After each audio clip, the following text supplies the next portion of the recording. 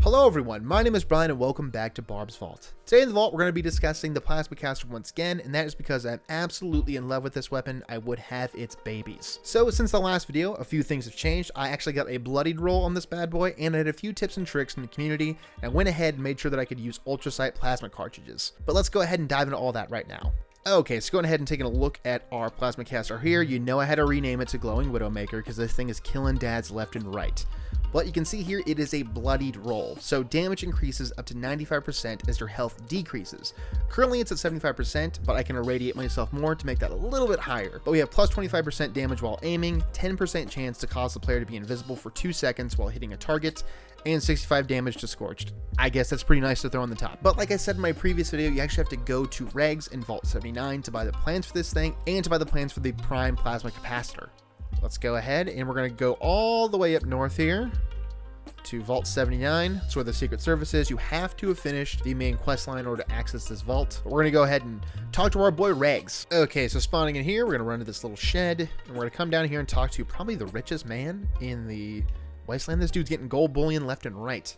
Okay, so exiting out of the elevator, we're going to turn right here to the left and find our cool guy Regs. So the Prime Plasma Caster itself is going to run you 750 gold bullion, and then the Prime Plasma Caster Capacitor, which will deal an extra 25% damage to enemies, is going to run you 200. So the really important reason why we want that is because that will give you the ability to use Ultracite plasma cartridges. In these bad boys, they deal a lot of damage. And you can go ahead and modify this thing at any weapons workbench. We're going to go ahead and take a look at that right now. Calibrated capacitor, prime capacitor, standard receiver. So I went ahead and threw on the prime capacitor there, and we got the bloodied. So we're going to go ahead and take a look and see how much damage this bad boy can do, especially when I'm fully irradiated. Okay, so you can see here we have the full 95% now. We're going to go ahead and we're going to find this super pesky super mutant.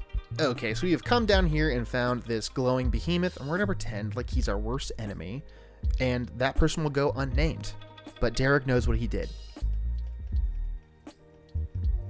Dude, killed him before he could even wake up. Brutal. Absolute brutality. Okay, so there are going to be a few things that we want to do in our perk cards to make sure that we're using this as effectively as possible. So opening up our perk cards here, obviously we have a ton in strength because we're using a heavy weapon. Master Heavy Gunner, your non-explosive heavy guns now do 20% extra damage. Heavy Gunner, your non-explosive heavy guns now do 20% damage. Expert Heavy Gunner, your non-explosive heavy guns now do 20% damage. Bullet Shield gains 60 damage resistance while firing a gun, which I find is very important when you're a bloodied build. And then Lock and Load, heavy guns reload 60% faster because this thing reloads slower than my grandpa trying to get off the couch. Then we have Concentrated Fire, so that way I can get those critical strikes on the old dome piece up there. And then we have Ironclad, gain 50 resistance to damage and energy while not wearing power armor, and as a power armor hater myself, this is a beautiful card. And then we have Radical. The greater your rads, the greater your strength. Max of +5 to your strength. And I always want my intelligence to be as high as possible. You know, I just want to get a ton of XP so I can keep getting these cards, so I can keep making new builds. So a lot of this stuff is kind of inconsequential, except for batteries included. Energy weapon ammo weighs 90% less, which obviously when you carry enough plasma cartridges around with you, it's really going to weigh you down. So this one is absolutely crucial to using this build. And then we have Nerd Rage. While below 20% health, gain 40 damage resistance, 20% damage, and 15% AP regen. So again, another huge card for if you're a bloodied build. And then in Agility, we have Action Boy. Action points regenerate 45% faster. Covert Operative, your ranged attacks do an additional 50% sneak attack damage. Sneak, you are 75% harder to detect while sneaking. Escape Artist, sneak to lose enemies, and running no longer affects your stealth. And then Adrenaline, gain plus 10%, max of 60%, damage for 30 seconds per kill. Duration refreshes with kills. And then in Luck, we got Psychopath. Any kill in VATS has a 5% chance to refill your critical meter. Better criticals. VATS criticals now do 100% more damage. Serendipity, while below 30% health, gain a 45% chance to avoid damage. Again, super crucial if you're a bloodied build. Then Class Freak, the negative effects on your mutations are reduced by 75%, which as a mutations user, this is super important to me.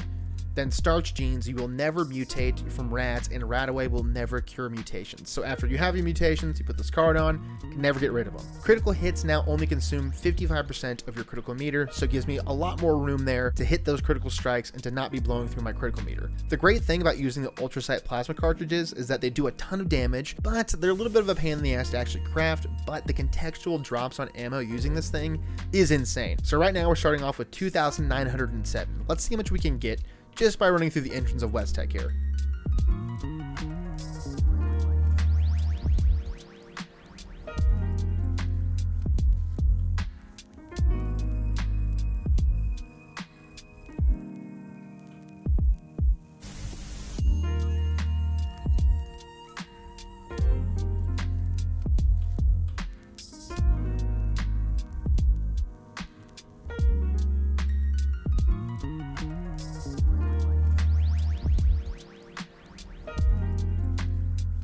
Okay, so we killed every super mutant here at the entrance of West Tech.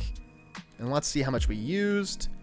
We're down to 2,872. I'm just going to go ahead and pick up all in this area.